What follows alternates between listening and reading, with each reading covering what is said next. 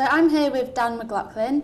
You're the Executive Manager of Danet Al Midmar in Saudi Arabia. Yes, sir. Could you just give us a little background on the company and how you got involved? Sure. Danet Al Midmar is a general construction and development company based in Saudi Arabia, particularly in Riyadh. And we got involved through a friend of ours in Dubai here, who is a lawyer, and we were looking at investing in that area.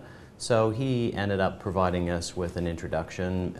We wanted to find a strong local partner, and we were successful in finding one there, and that is the partnership that we've established. Okay.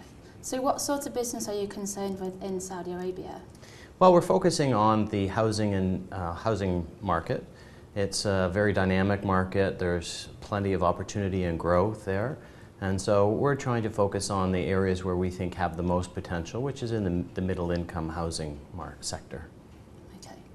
And there's a huge amount of construction going on in Saudi, as we know, with a lot of well-established companies already working there. As a relatively new company, what are you doing differently?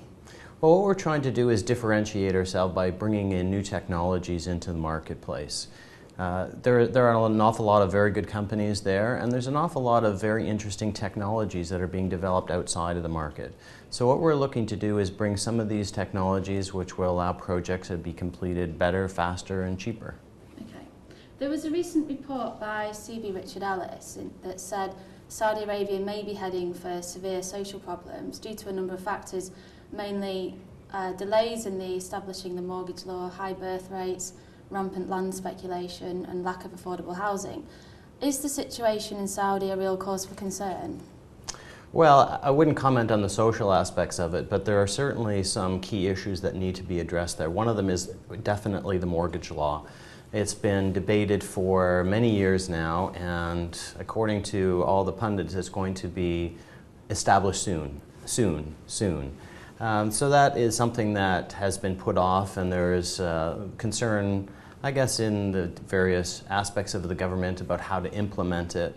There is the factors that you touched on, the high birth rate, the large families. There is a strong need for social housing and affordable housing, and it's not there yet. And the government and the institutions there really need to look at ways of achieving more affordable housing.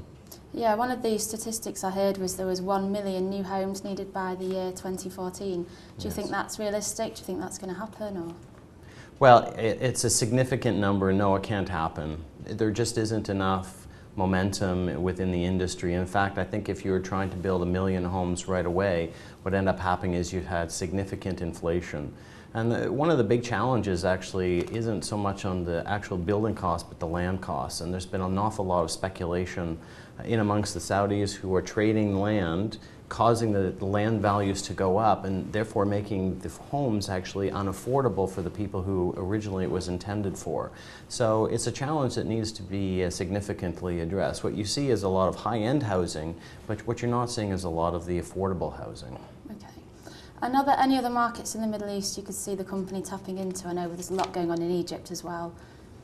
Yeah, Egypt is an exciting area. There's certainly lots of potential in that market as well.